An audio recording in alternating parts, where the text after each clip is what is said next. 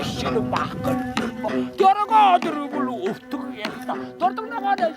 지금도 내몽골 초원엔 고구려의 전설이 내려오고 있다.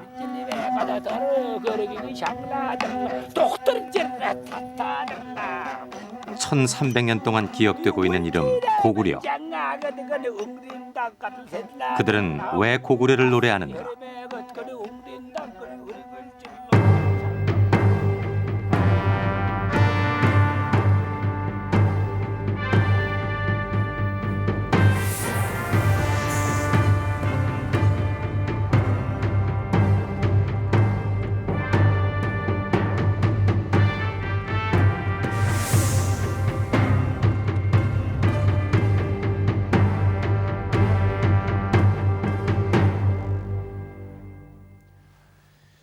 지난 시간 우리는 고구려의 서쪽 영역이 요서 지역에 이르렀고 특히 현재 북경 부근까지 고구려의 영향력 아래 있었다는 사실을 확인했습니다.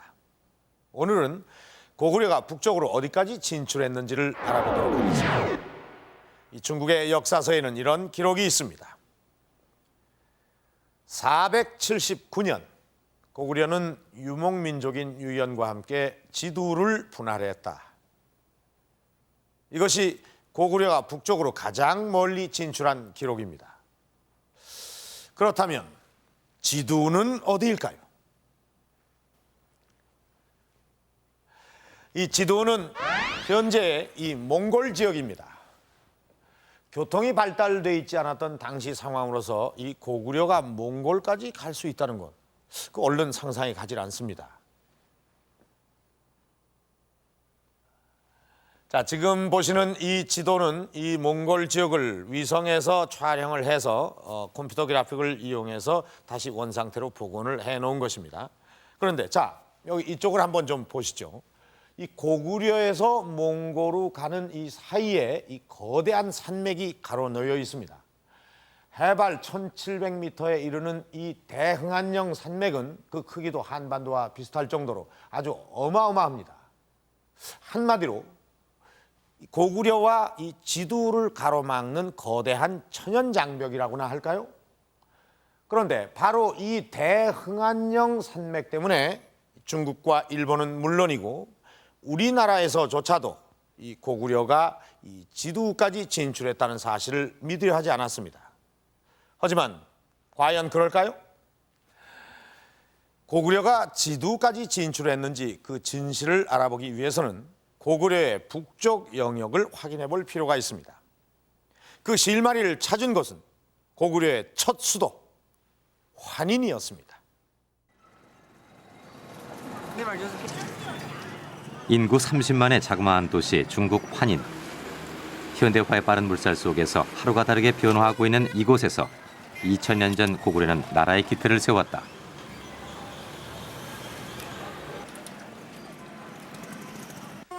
환인은 강을 끼고 산을 등진 배산 임수의 지세가 마치 작은 서울이라도 보는 듯하다.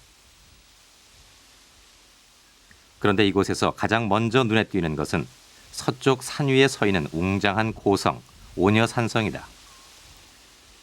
고구려 700년의 역사가 여기에서 시작됐다.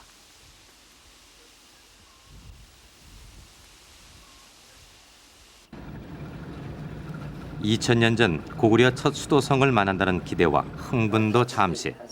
탐사단은 난관에 부딪혔다. 중국 관리소 측이 비디오 촬영을 허락하지 않은 것이다. 아쉽지만 오녀산성의 모습을 스틸 사진에 담을 수밖에 없었다.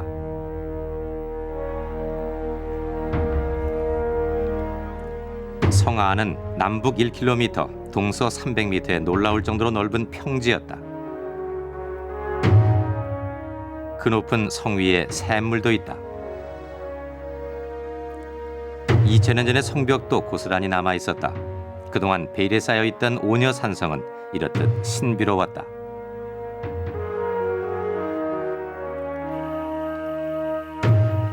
광개토 대왕비는 고구려의 건국 과정을 이렇게 전하고 있다.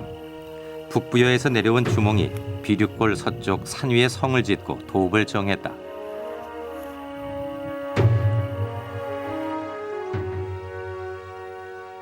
주몽이 부여에서 내려왔다는 고구려의 건국 신화. 최근 그것을 뒷받침하는 유물이 발굴됐다. 이 금 귀걸이는 주몽이 건국했던 바로 그 당시 고구려인의 무덤에서 나온 것이다. 그런데 부여가 있었던 길림의 유적에서도 똑같은 귀걸이가 나왔다.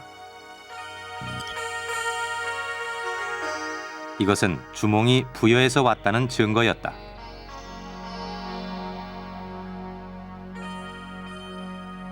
이것은 저 어떤 그 유이민하고 토착민의 결합 관계를 반영하는 거죠. 예, 그래서 이건 바로 이 고구려 건국 신화에 보이듯이 주몽이 이 압록강 중류 일대의 토착 집단하고 결혼을 해가지고 이 자기의 세력을 이 크게 확대한 것을 보여주는 그런 어떤 그 사례로 우리가 확인할 수 있겠습니다. 부여에서 갈라져 나온 고구려는 왕조의 정통성을 확보하기 위해 건국 초기부터 부여 정벌에 나선다. 이 정벌은 무려 500년 동안 계속됐다.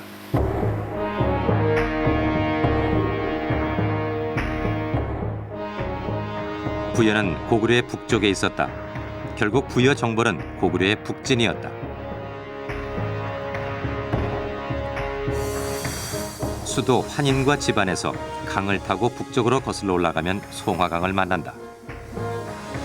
다시 그 송화강을 타고 북쪽으로 올라가면 부여의 옛 수도가 있다.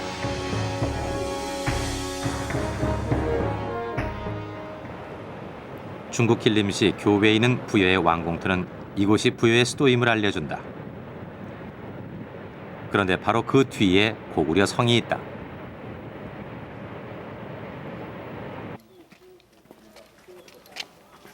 지금은 길림시 최대 시민공원으로 이용되고 있는 용담산성. 현재 중국은 이 용담산성을 고구려 최북단 성이라고 주장하고 있다. 기원전이란 말이에요. 기원전 37년에서 기원 668년까지 제19대 왕 호태왕인데 이게 광개토태왕이에요. 호태왕은 391년부터 412년까지인데 건조한 군사 성체다라고 아주 분명히 못 박아놨습니다. 그러니까 여기까지는 적어도 중국이 인정한 고구려 땅이라는 것을 증명하는 것이죠. 그러지만 한번 성벽 보세요. 이 성벽은 그냥 흙이 아니에요. 쭉 보면 이런 성벽을 전부 잘 다둬가지고 판축했다고 그러죠. 이런 판축수를 보여줘요. 고구려 멸망 이후 중국의 여러 왕조가 사용했지만 고구려 특유의 성 형태는 그대로 남아있다. 분명하게 나눠져 있죠. 이렇게 보세요. 이쪽에 이것은 판축을 한 거예요. 또 이렇게 돼 있네. 쭉 하니까요. 그러니까 그냥 선이 나타난 게 아니에요, 저게. 성벽은 산 능선을 따라 길게 이어져 있다. 그래서 이 양쪽으로 쌓은 게 이제 토성이 이게 10여 미터가 높습니다. 지금 굉장한 계곡이잖아요. 이쪽으로 이게 지금 굉장한 계곡이에요. 이 밑으로 저 아까 물이 내려가는 거예요. 물이 빠져 들어온 거예요.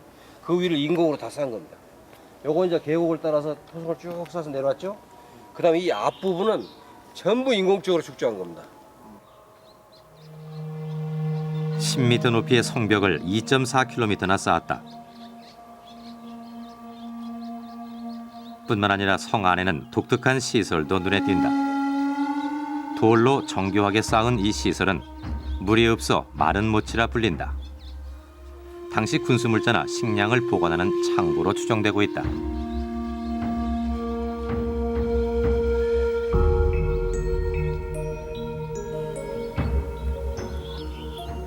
용담산성에서 무엇보다 눈길을 끈 것은 커다란 저수지. 1600년 전 광개토 대왕이 이곳에 주둔한 군사와 말에게 물을 공급하기 위해 만든 시설이다.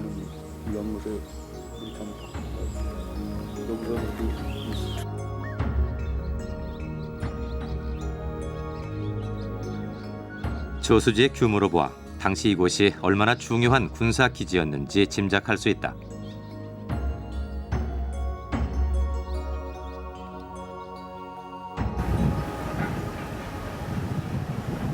부여의 수도를 정복한 광개토 대왕은 북진을 위한 전진 기지로 이 용담산성을 쌓았다. 송황을 막고 송황을 흘러 이 위로 올라다니는 모든 군사라든가 상업적인 문제에 대해서 관리를 하는 부분이라고 이렇게 얘기했어요.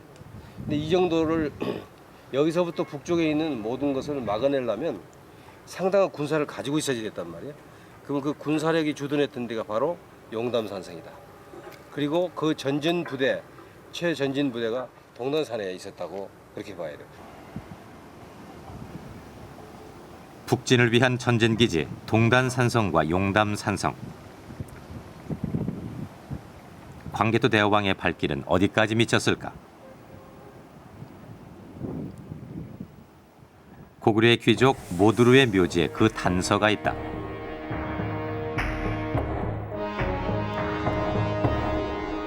묘지명에는 모두르가 광개토 대왕의 명을 받고 북부여 수사로 파견됐다고 한다. 모두르가 간 그 북부여는 어디인가?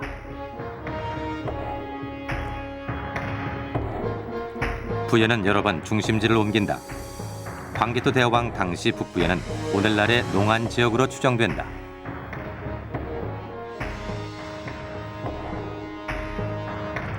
탐사단은 모두르가 파견된 북부여의 중심지 농안으로 향했다.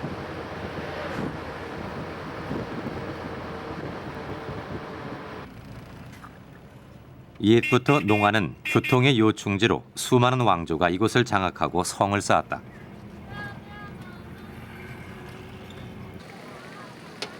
고구려 역시 이곳에 부여성을 쌓았다고 한다. 하지만 이미 농안에서는 가까운 시대의 흔적조차도 찾아보기 어려웠다. 什么时候这个没有了？这个以前这个大爷小的时候有比较多吧？是不是？以前是树啊啊，不是这个古城，啊，这有年头了，这个他妈日本那是整的呢也日本的时候啊，啊可有年头了，这城墙这玩意儿有他没我呢，我还有骨头都是。这什么时候没有了？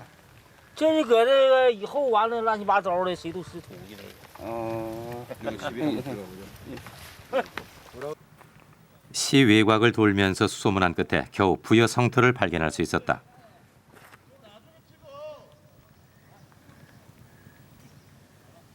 지금은 성벽 위에 공장이 들어서 있다. 아무도 돌보는 손길 없이 간신히 버티고 있는 이 성벽.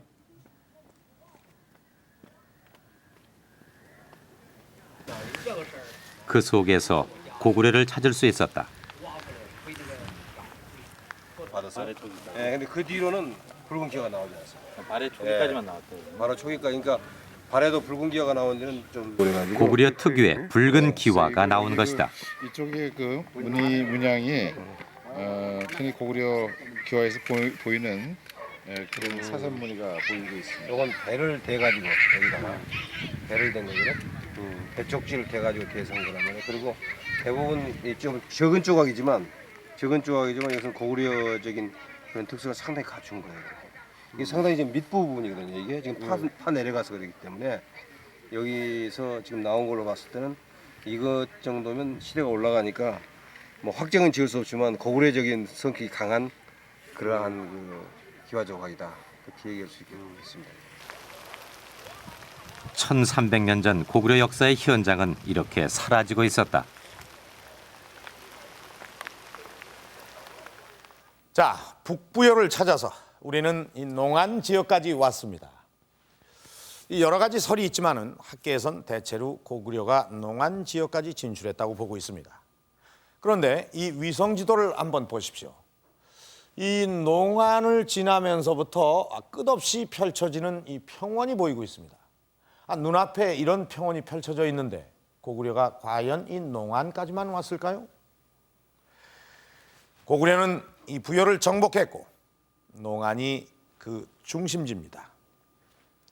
그러니까 이 부여의 끝을 알면 고구려가 어디까지 진출했는지를 쉽게 알 수 있다는 얘기가 되는데, 자, 이 부여의 끝이 어딘지를 알 수 있는 유일한 기록입니다. 이 부여는 남쪽으로는 고구려, 동쪽으로는 음루, 서쪽으로는 선비에 접하고 북쪽으로는 약수가 있다. 그런데 문제는 이 부여의 끝인 약수가 지금까지 정확히 어디인지 밝혀지지 않고 있다는 것입니다. 그렇다면 기록상으로는 고구려가 어디까지 진출했는지를 알 수 없다는 얘기가 되는데, 자, 그러면은 고구려가 어디까지 갔는지 지금부터 농안을 출발해서 북쪽으로 가보겠습니다.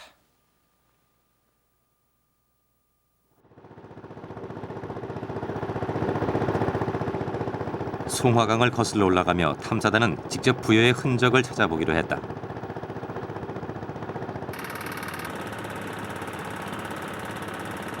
백두산에서 시작해 북쪽으로 거슬러 올라가는 송화강은 북만주 전역을 이어주는 주요 교통로였다.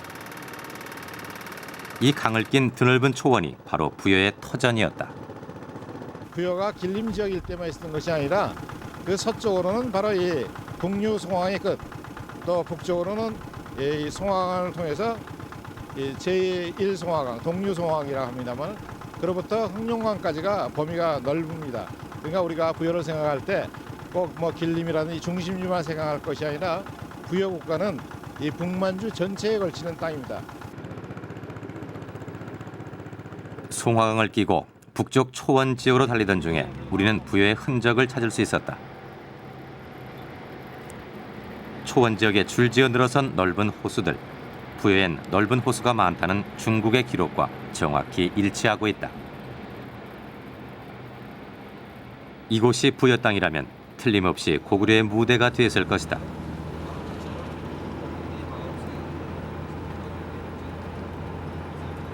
끝없이 펼쳐진 동만주 평원을 지나 대흥안령 입구에 있는 내몽골 자치주 우란호터를 찾았다. 우란호터는 중국에서 가장 먼저 소수민족 자치주가 된 몽골족의 도시다.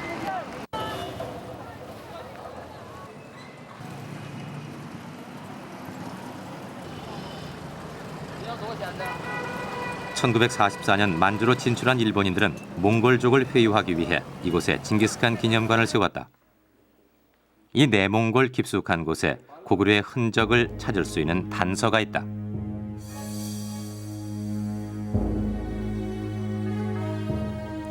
그것은 러시아 고고학자 렐리제프의 보고서였다. 이 보고서는 아주 놀라운 사실을 말해주고 있다. 이 내몽골 지역에 고구려 성이 많다는 것이다.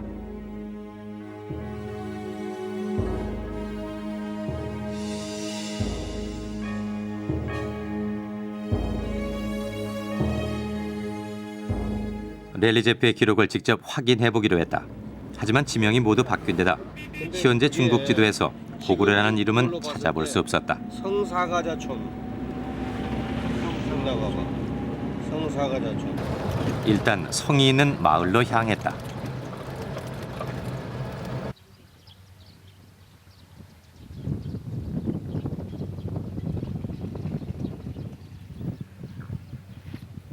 언뜻 보기에도 성은 거대해 보였다.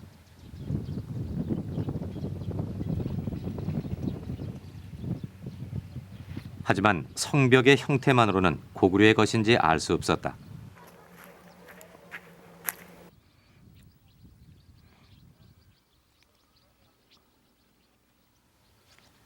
고성촌이라 불리는 이 마을엔 우연하게도 조선족들이 많았다. 1950년대 초 이곳으로 이주해온 사람들이다.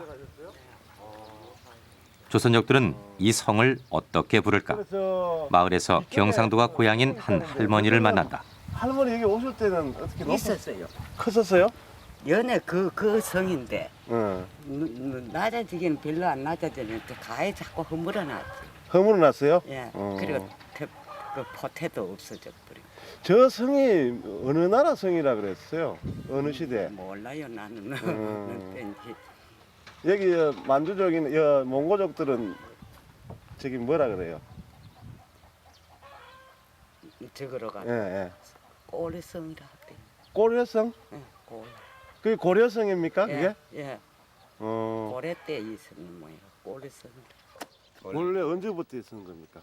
이곳 사정을 잘 알고 있는 또 한 사람의 조선족을 만났다. 거기도 가게 되면 이런 거 많아요. 성에서 출토된 대부분의 유물은 그 행방을 알 수 없지만 그곳에서 나온 수많은 돌절구들은 지금도 곳곳에서 볼 수 있다.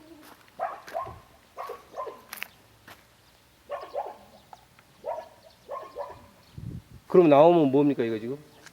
절구지요. 결국 근데 이거 지금도 씁니까 이거? 집집마다 다 있어요. 이게 집집마다 있어요? 야. 아 집집마다 만들어서 쓰는 게 아니고 아니요. 그냥 고성에서 파서 쓴단 말이에요? 그러면 그러니까 옛날에 나온 거. 그런데 이 주변에 만주족들은 이런 거 안 씁니까? 안 써요. 안 써요. 몽고족들은? 몽환족들은 기본상 이런 거 안 써요. 아 한족이나 몽고족은 안 쓴단 말이죠.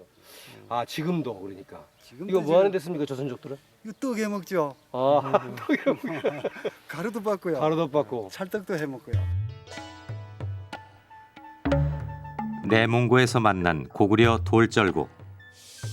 무순의 신성을 비롯해 여러 고구려 성에서도 이런 돌절구가 나왔다.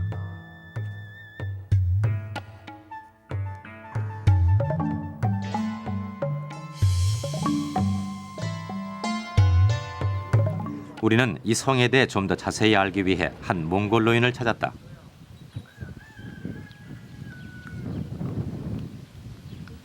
네. 都那么说呀。 아 啊，我们全都 전부 다 그런 게 고려. 老年人、青年人都那么说。 고려청 고려청. 高丽城。那个你们古城来到这儿，那个金书记要在那城里盖房子。 그 이유까지도 자세히 이야기해 주었다.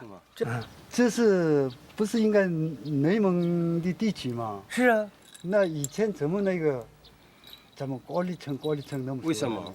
哎呀，那个是那样不是吗？多少年代的话，那个，你们朝鲜人不是，那个国家和那个唐王那征东那时候，你们朝鲜人不失败了不是？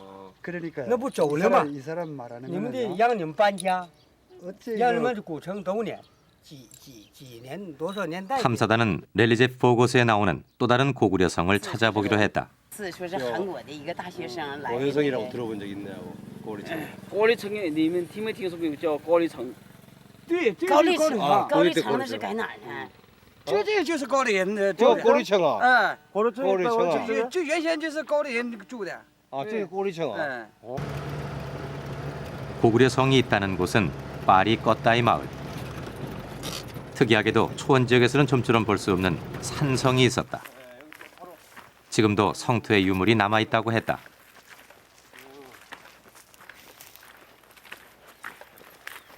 아 여기 있네. 성토 한가운데 드러나 있는 유물. 그것은 역시 돌절구였다. 저기서 봤네. 어저께 본 거하고 똑같네요. 똑같네. 어, 어제 본 거 똑같아. 깨지긴 똑같네. 오. 아니 그렇게 얕은 게 아니야. 你以前总看过这样的吗？没有，这这后来这不是什么吧？要开发这个果林不是吗？完了挖完了以后再挖出来，一个单个要不外边没有。 땅을 갈다 보니까 이게 나왔다고. 이게 나왔.挺深的。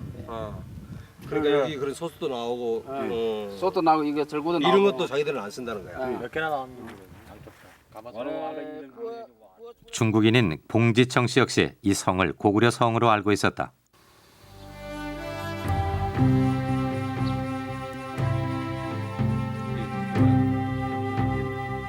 유목민들은 산성을 쌓지 않는다.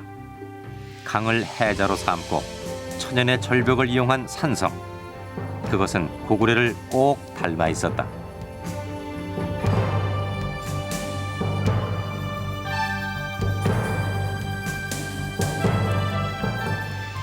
지금 보신 것처럼 우란호토 부근 여기저기에서 우리는 고구려의 흔적을 만났습니다. 어떠십니까? 고구려가 이 내몽골 깊숙한 곳까지 진출했다는 것이 실감이 나십니까? 자, 이제 제 뒤로 아스라이 보이는 저 대흥안령 산맥만 넘으면 우리의 최종 목적지인 지두로 갈 수 있습니다. 그런데 이 대흥안령 산맥을 넘기 전에 한 가지 짚고 넘어가야 할 부분이 있습니다. 고구려는 건국 초기부터 영토를 확장해 나갔습니다. 그리고 거침없이 정복 활동을 펼쳤던 광개토 대왕 시대에 이르러 고구려는 지금 제가 서 있는 이곳까지 진출해 있었습니다. 이렇듯 고구려가 영토를 확장해 나갈 수 있었던 그 비결은 과연 무엇이었을까요?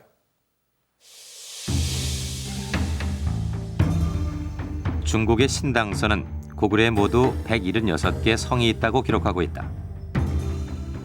그렇게 고구려는 성의 나라였다.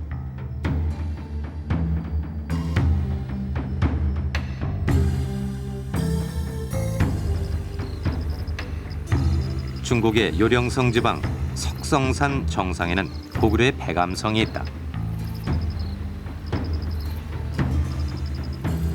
1300년 동안 북녘의 바람을 막아온 백암성은 장엄한 옛 모습을 그대로 간직하고 있었다.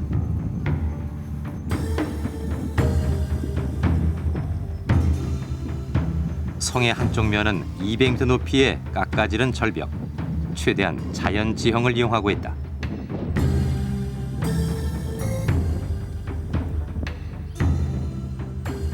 성의 가장 높은 곳에는 지휘소인 점장대를 설치했다. 이곳에 서면 적군의 동태를 한눈에 파악할 수 있다. 하지만 무엇보다 가장 먼저 적군을 가로막는 장애물은 성을 휘감고 흐르는 태자하다. 구릉으로 연결되는 쪽엔 능선을 따라 성벽을 쌓았는데 현재 남아있는 성벽의 높이는 6m에서 8m, 원래의 높이는 15m였을 것으로 추정된다. 오랜 세월 속에서 지금은 깎이고 무너져 내렸지만 당시 고구려 성은 한마디로 난공불락의 요새였다. 이 성벽은 그 비결을 알려주고 있다. 성벽 아랫부분은 마치 계단처럼 안으로 들여쌓고 있다. 이것은 성벽이 큰 충격에도 무너지지 않도록 튼튼한 기초를 이룬다. 고구려의 성은 치라고 하는 독특한 방어 시설을 갖추고 있다. 치는 성벽을 오르는 적을 세 방향에서 공격할 수 있도록 과학적으로 설계되어 있다.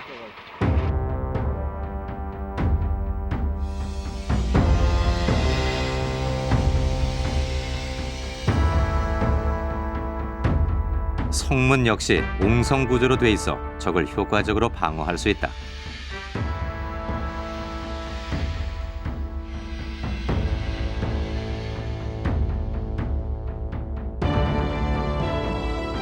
지금 이 치성은 고구려 성에서 제일 먼저 나왔습니다. 나중에 요나라라든가 금나라성, 발해성에서 아주 많이 나옵니다. 근데 그건 전부 고구려보다 뒷세대의 그러한 형태이기 때문에 중국의 학자들도 중국의 성에서 그걸 찾아서 연결해 보려고 노력을 했지만 역시 이것은 고구려가 처음 발명한 것이다. 이렇게 얘기되고 있습니다. 요동벌판을 향한 산악지역에는 백암성과 같은 요새들이 빼곡히 들어서 있고 이런 방어성은 해안을 따라서도 길게 이어져 있다. 그중에 요동반도엔 고구려 해양방어의 최전진기지인 비사성이 있다.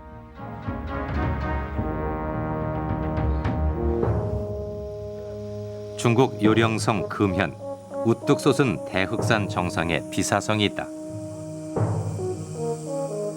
성이라기보다는 마치 거대한 바위산처럼 보이는 비사성은 삼면이 절벽으로 이루어져 있고 오를 수 있는 유일한 통로에는 긴 성벽을 둘렀다.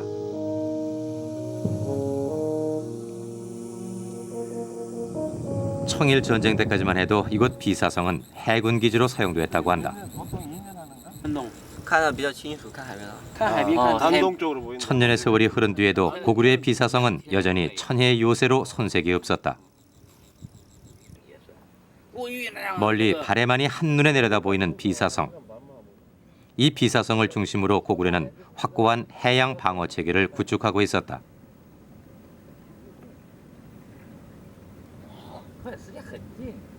요 산동반도에서 요동반도로 상륙하면은 가장 먼저 도착하는 곳이 비사성입니다. 이 비사성을 돌파하게 되면은 요동반도 내부로도 들어갈 수가 있고요. 그다음에 압록강 하우로도 진격할 수가 있습니다. 때문에 요동반도 끝에 있는 비사성이 함락당하면은 고구려는 전방 방어 체제 전체가 무너질 수가 있는 것이고 또 나름대로는 후방도 공격당할 우려가 있는 것이죠. 외곽에 성이 무너진다 해도 수도권으로 진격하는 것은 결코 쉽지 않다. 내륙 곳곳에 적군의 발목을 잡는 성들이 많기 때문이다. 고구려 수도 지반으로 가는 길목. 사람의 발길이 닿지 않은 곳에 한 성을 찾아보기로 했다.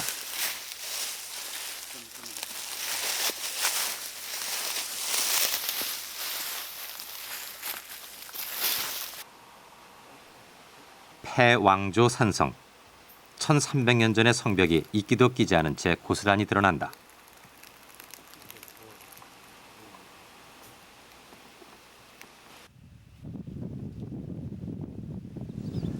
길게 늘어진 성벽의 길이는 1.2km.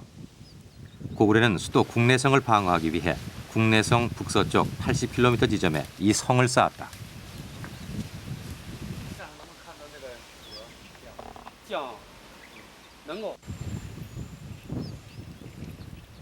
전망 좋은 이곳은 날씨가 맑을 때는 멀리 고구려의 첫 수도성인 오녀산성이 보인다고 한다. 오녀산성과 이 성이 얼마나 긴밀한 관계에 있었는지를 알려주는 전설이 있다. 就是听我刚才说，就是乌女山，就是5个女的，她们是姊妹儿，然后发狼烟哈。今天她妹妹是不是跟她一个心眼儿呢？是没有事天晴吧，她就发上狼烟了，发狼烟之后那边就给兵发来了。第2次吧，人就来攻这个城了，就来破这城，人就来攻之后，他呢赶紧又点上放上狼烟了。那晴天发狼烟，那瞅的醺亮亮的，哎呀，后边他兵。一瞅吧，就是闹笑话，没来，然后这边破了之后反过来呢，这个兵人家拉到那边给乌女山又破了，没来他那边多少。 패왕조 산성은 인근 성들과 긴밀한 연락망을 갖추고 수도권의 길목을 차단하는 내륙 방어성이었다.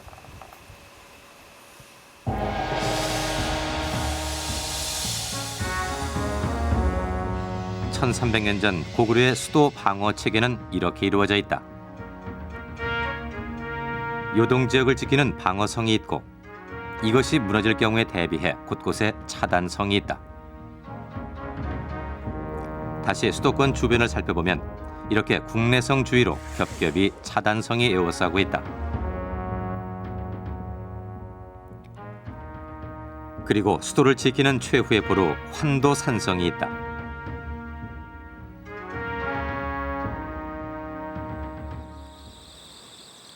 환도산성은 유사시 고구려의 임시 수도가 된다. 성 안에 궁궐터가 남아있는 것도 그 때문이다.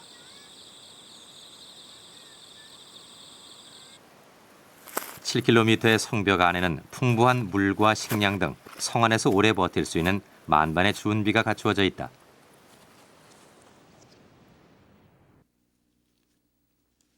그 사람 태국이 1m 팔인데요. 성벽 안쪽을 따라 있는 네모난 돌구멍은 무기를 설치하는 시설이다.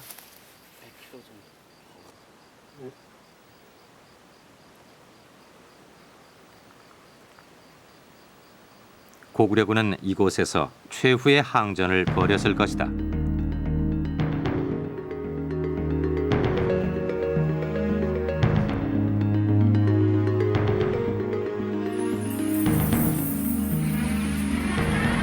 중국 같은 나라는 이 장성을 많이 쌓습니다. 근데 장성이라는 것은 만약 한 군데만 뚫려버리면 그것을 다시 뒤로 칠 수 있기 때문에 전략적으로는 큰 힘을 발휘하지 못합니다. 근데 고구려는 요소의 중점적인 데다가 쭉 성들을 깔아놨기 때문에 상대방은 지를 잘 모르죠. 그렇기 때문에 그 전체를 다 깨고 들어오지 않으면 수십 개가 중간에 있기 때문에 만일 안으로 들어왔다고 할 때 보급로를 차단해 버렸을 때 대군들은 힘을 못 쓰는 거고 오히려 식량이 부족하기 때문에 큰 난을 당하기 때문에 함부로 들어올 수 없다는 겁니다.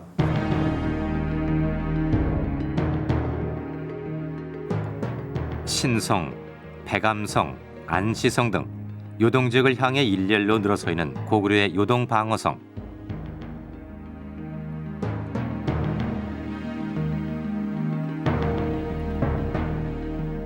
그리고 비사성에서부터 해안을 따라 압록강 입구까지 빽빽히 늘어서 있는 해양 방어성. 요동 방어성과 해양 방어성이 고구려의 1차 방어선이다.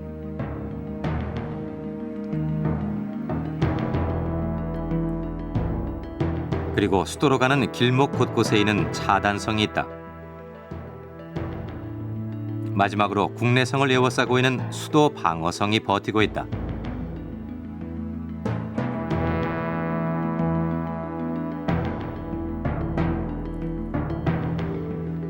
이렇게 물샐 틈 없는 고구려의 방어 체계는 천리장성으로 완성된다. 이것이 고구려를 지켜낸 가장 큰 힘이었고 대륙으로 진출할 수 있는 자신감이었다.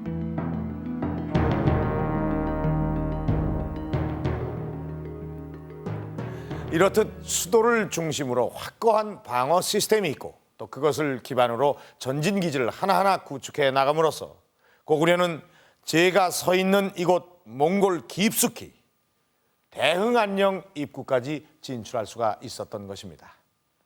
자, 이제 그럼 우리는 처음의 의문으로 다시 돌아가 보겠습니다. 고구려는 과연 이 대흥안녕 산맥을 넘어서 지두로 진출했을까요? 이 기록상으로는 분명히 고구려가 지두를 정벌한 것으로 나와 있습니다. 그런데 저 대흥안녕 산맥 때문에 사람들은 그 사실을 믿으려 하지 않았습니다.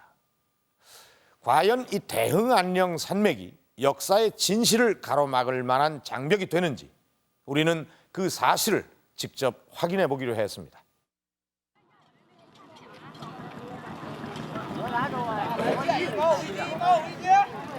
대흥안녕 산맥이 바로 눈앞에 보이는 마을 빠리꺼따이. 답사를 떠나기 전 이곳에서 대흥안녕에 대한 정보를 얻기로 했다. 大兴安岭不知道啊？啊，听过吗？什么呢？到大兴安岭听说过，听说过，啊，听说过，哎，没去过。没去过。 별다른 정보를 얻지 못한 탐사단은 기대와 불안 속에서 마지막 점검을 했다. 문화도 다르고 그래서 그쪽이 북쪽이라면 여기서는 동이족이고 완전 이럴 만큼 경계를 나누는 큰 산맥이란 말이에요 이게. 그러면 1700이라고요? 해발이? 예, 해달이 1700이 넘으니까 과연 이걸 어떻게 넘을 것인가. 근데 이것은 가봐야지 아는 거니까. 드디어 미지의 장벽을 향한 첫 탑사가 시작됐다.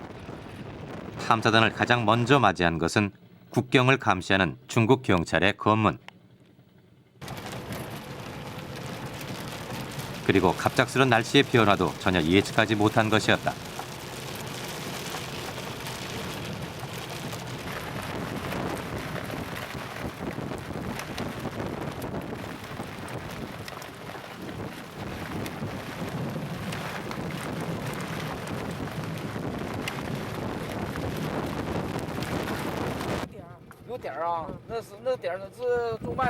산맥으로 들어서자 주민들은 대부분 몽골족이었다. 이정표가 따로 없는 곳이라 길을 물으려 해도 일단 말이 통하지 않았다. 몽골말에서 뭐 알아듣지 지금? 아? 不知道啊，有叫跑粮的人什么的。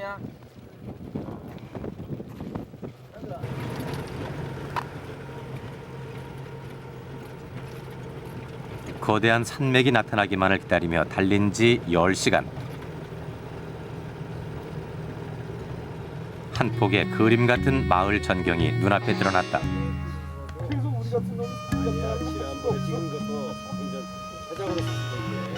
대흥안녕 중턱 마을인 수목구다.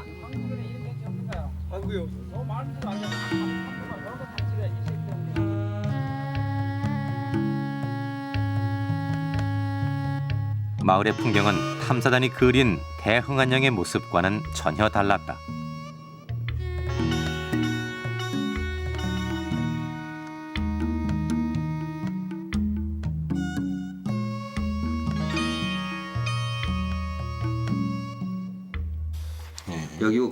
아침부터 저녁까지 꼬박 하루를 달려왔지만 초원만 계속될 뿐이었다. 계속 높은 산이 있는 것 같아도 가까이 다가서면 산이 없어지고 이게 미터지만 그래도 상당히 계속 올라왔기 때문에 그냥 높은 고도에 있는 건 사실이에요. 하지만 아직 정상까지는 갈 길이 멀었다. 보면은 그래도 이쪽으로 보면은 좀 높은 산처럼 언제 탐사단의 눈앞을 깎아지는 듯한 산봉우리가 가로막을지 모를 일이었다. 1300년 전 고구려군도 이런 긴장 속에서 이 산맥을 넘었을까.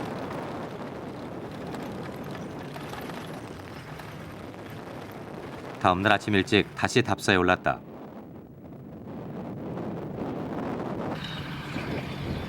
하지만 여전히 완만한 경사의 초원이 계속될 뿐이었다.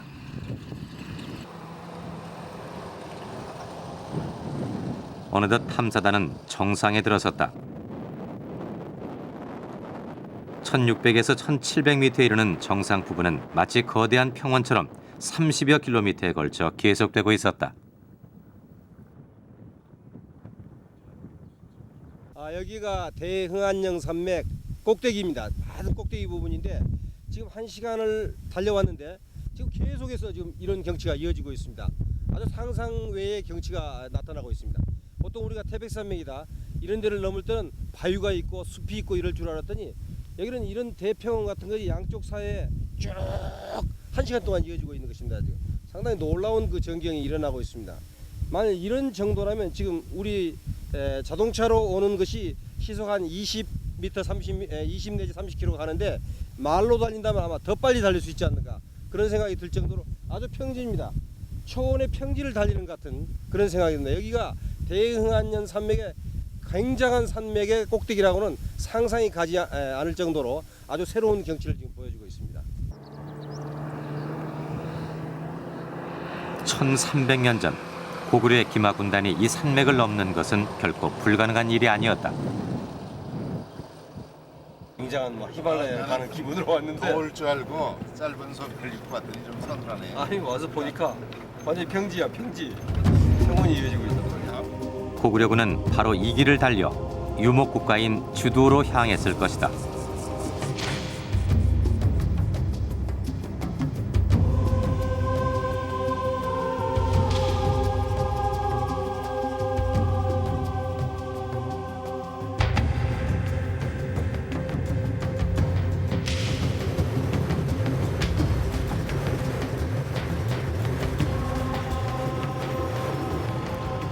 대흥안령을 넘어 동우짐치에 도착했다.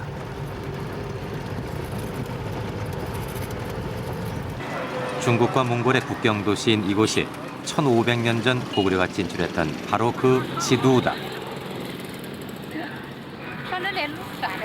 이미 도시로 탈바꿈한 이곳 지두에서 유목민족의 흔적이 사라진 것은 오래전 일이다. 또 하면 안 된대.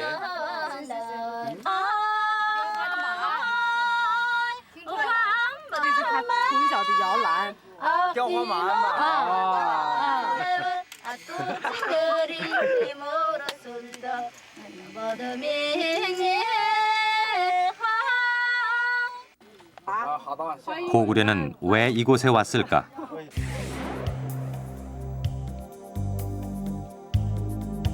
당시 동아시아 국제 정세는 고구려를 축으로 5강 체제가 힘의 균형을 이루고 있었다. 그런데 고구려의 동북 지역에서 일어난 물길이 북위와 손을 잡으려는 움직임을 보인다. 고구려는 바로 그 길목이 되는 지두를 차단한 것이었다. 고구려가 이곳에 진출한 이유는 그뿐만이 아니었다. 몽골족이 사는 초원 지역 어디나 어버가 있다. 이곳에서 유목민들은 가축의 번성을 기원한다.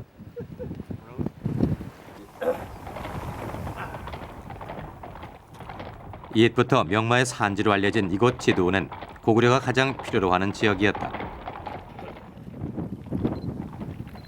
말이 고구려 군사력의 핵심이었기 때문이다.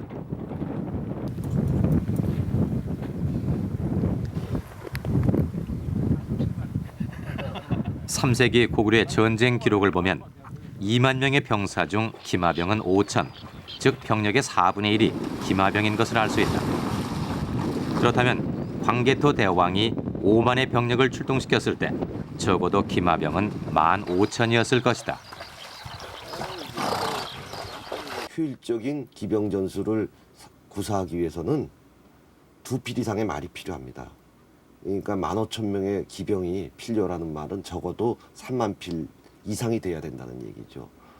근데 이게 한 작전에서만 그 정도의 말이 필요하니 당시에 고구려 전체 말의 수요는 엄청났을 겁니다. 따라서 고구려는 국가적 차원에서 이러한 말들을 기르고 또 그것을 공급하는 아주 체계적인 조직과 인원을 운용했을 것으로 생각됩니다. 고구려가 지두를 정벌한 이유는 또 있었다. 그것은 초원의 길이 열려 있는 바로 이 길목을 장악하는 것이었다.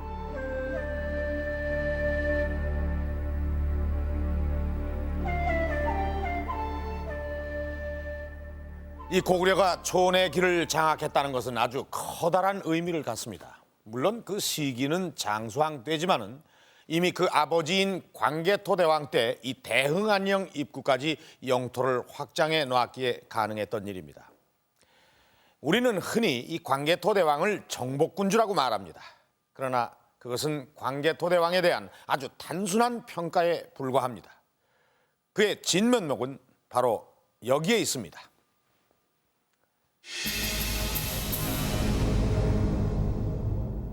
자, 이것은 광개토대왕 평생에 걸친 정복 전쟁 중에서 가장 핵심적인 정복 기사들입니다.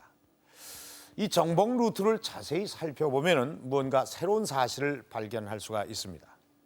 광개토대왕, 왜 이 지역들을 공격했을까요? 가장 먼저 광개토대왕은 이 거란족, 즉 유목민족을 정벌하게 되는데 이들로부터 고구려는 말과 소금을 얻었을 뿐만 아니라 이 전쟁을 승리한 후에는 유목민족과 다른 지역 간의 중개무역을 담당하게 됩니다. 그리고 그 후에 이 백제의 한강 유역을 공격하게 됩니다. 나아가서는 이 황해까지 장악하면서 백제, 신라 또는 일본이 자유롭게 중국을 왕래하는 것을 막았습니다. 그 결과 이 두 지역 간의 막대한 중개무역의 이익을 얻게 됩니다. 그리고 그 다음 광개토대왕은 이 동북 지역에 있는 말갈족을 정벌하게 되는데 이 지역으로부터는 이 짐승의 가죽이나 뿔들과 같은 특산물을 얻게 됩니다. 이것들은 모두 고구려의 주요 수출품이었습니다. 그런 다음에 이 광개토대왕은 이 후연을 공격하게 되는데 이로써 고구려는 이 지역, 즉 동북아시아 최대의 국제무역시장을 차지하게 된 것입니다. 이런 상황을 배경으로 장수왕은 지두를 정벌하고 초원의 길을 확보하게 된 것입니다. 자, 이제 이것이 어떻게 보이십니까? 단순히 땅을 차지하기 위한 정복 루트로만 보이십니까? 이것은 고구려를 중심으로 한 사통팔달의 무역망, 즉 고구려의 네트워크인 것입니다. 광개토대왕은 이 전략적으로 중요한 지점을 하나씩 점령해 가면서 고구려의 네트워크를 구축한 것입니다. 그는 국력을 어떻게 키워나갈 것인가에 대한 정확한 비전을 가지고 있었던 지배자고 치밀한 전략가였던 것입니다. 대릉하 인근에 있는 조양시는 중국에서는 작은 도시에 속한다. 하지만 1300년 전 이곳 조양은 동북아시아 최대의 무역 중심지였다. 시내 한가운데 우뚝 서 있는 이 탑은 조양의 중요성을 알려주고 있다.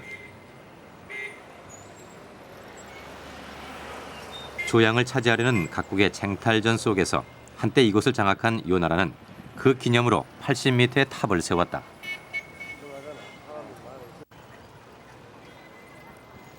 조양에는 동아시아 모든 국가가 참여하는 국제시장이 섰다. 중국 기록에 의하면 6세기 말경 그 국제시장은 바로 고구려가 차지하고 있었다. 당시 교역품은 어떤 것이었을까?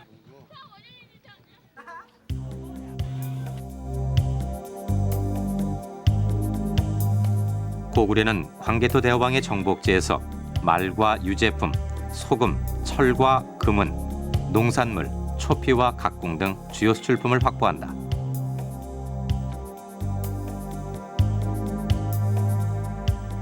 실제로 기록 속에서 이런 주요 수출품의 대규모 교역을 확인할 수 있다. 유목민족인 시류는 필요한 철의 대부분을 고구려에서 수입했다고 한다. 고구려의 교역은 해양을 통해서도 이루어졌는데 송나라에 말 800匹를 수출한 것이 대표적인 예다.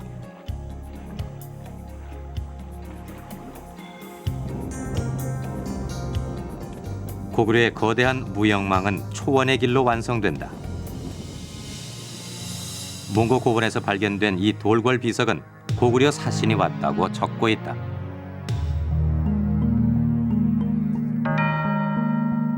더 멀리 중앙아시아 사마르칸트에서 발견된 벽화에도 고구려 사신이 그려져 있다. 당시 고구려는 초원의 길을 통해 국제적인 교류를 하고 있었다.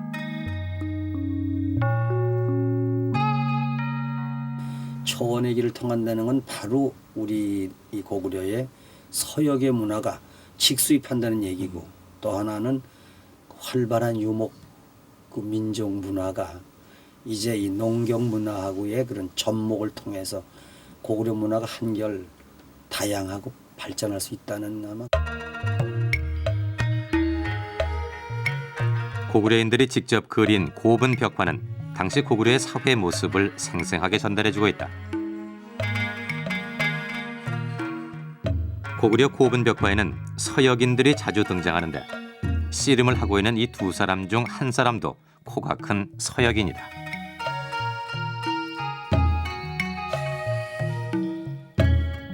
말을 모는 심부름꾼에도 서역인이 보인다.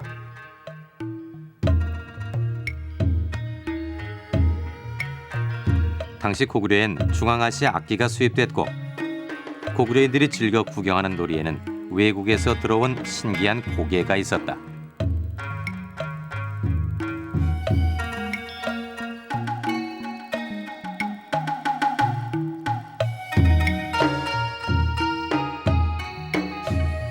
오늘날의 서커스에 해당된 다양한 고개가 주로 이제 페르시아에서 발전했었는데 페르시아, 중앙아시아를 거쳐서 초원지대, 스텝을 거쳐서 고구려까지 들어왔다라고 볼 수가 있는 것이고, 그 외에 이제 악기라든가 고구려의 38가지 악기 중에서 상당수가 중앙아시아의 기원을 가진 것들이 있습니다. 오늘날의 일부는 러시아에서도 쓰이고 있는 것이 있는데 그것이 고구려 벽화에 보입니다. 그러니까 고구려가 국제적으로도 상당히 폭넓게 활동을 하면서 문화를 흡수했다. 그리고 그것을 고구려화시켰다라고 볼 수가 있는 것이죠.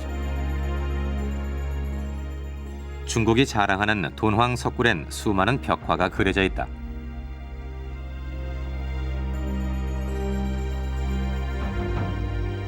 그 중에 하나가 바로 이 수렵도다. 이 수렵도는 고구려의 영향을 받은 것이다. 이미 100년 전 고구려에는 그보다 훨씬 뛰어난 수렵도가 있었다.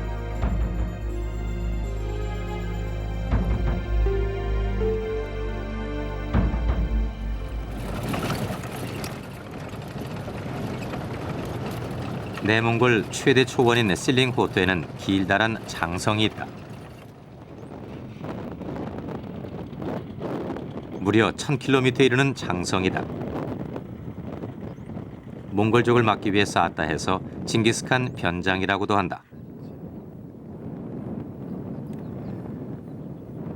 그런데 이 변장에 관한 흥미로운 기록이 있다. 1939년에 제작된 만주국 지도는 이 변장을 고려성, 즉 고구려의 성이라 표시하고 있다. 몽고 초원에 서 있는 장성을 왜 고구려 성이라 했을까?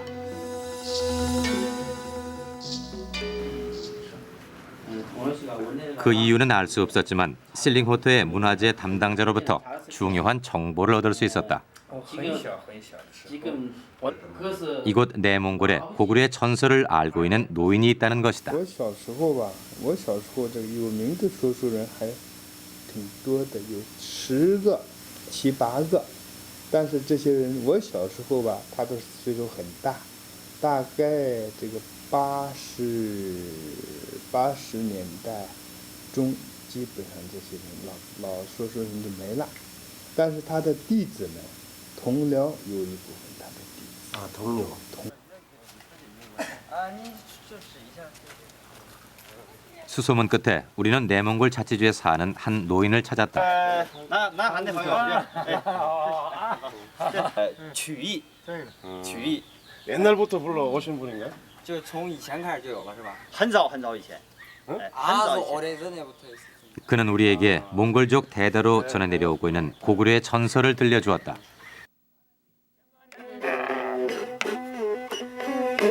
제 발을 군거리네 내게 누디긴 너내 반선답들 내 암스리기나 내 박나 때 호이긴 가산저 내 바트린 들군 연쇄 회실에 바르고 가르기 소리가 질래 아르 달들 알틀로건 알그런 울리가 바라슬로건 우린 달들 울들로건 우르르가 우리가 바라슬로건 저 우와스리 흐르며 임신 우뜨 담근 울고들러 울지내 늙은 들어본 거라기 샹나들 바이 거기 동간자 우동당 연쇄 쉐르 것인 것 우리는 그번에 가라 내가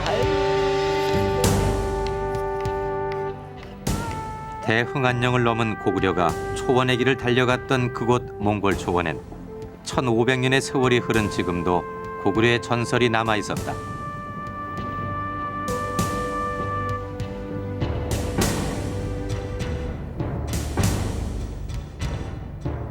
광개토대왕의 정복 활동이 끝난 후 고구려는 수나라와의 전쟁이 있기까지 150여 년 동안 큰 전쟁 한번 겪지 않고 태평성세를 누립니다.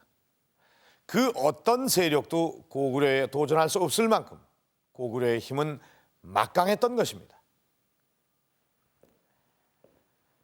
동아시아의 패자로 군림했던 고구려는 그 자신감을 이렇게 표현하고 있습니다. 왕의 은택은 황천에 이르렀고 무인은 사해에 떨쳤다. 사해. 이것은 동아시아라는 세계 속에서 고구려가 중심이라는 고구려인의 의식을 담고 있습니다. 또 백성들은 당시의 풍요로움을 이렇게 말하고 있습니다. 나라가 부강하니 백성이 편안해지고 오곡이 풍성하게 익었다. 거대한 영토와 막강한 군사력, 그리고 고구려의 네트워크로 쌓은 경제력, 광개토대왕이 이룩한 고구려는 그야말로 넉넉하고 편안했습니다. 그리고 그것은 동아시아를 움직이는 고구려의 힘으로 나타납니다. 모든 길은 고구려로 통한다. 그야말로 팍스코리아의 시대가 열린 것입니다. 우리는 지금까지 광개토대왕의 정복 루트를 따라서 장장 3만리의 대장정을 했습니다. 그 장정 속에서 우리는 1500년 전에 고구려를 발견할 수가 있었습니다. 그것은 바로 대고구려였습니다.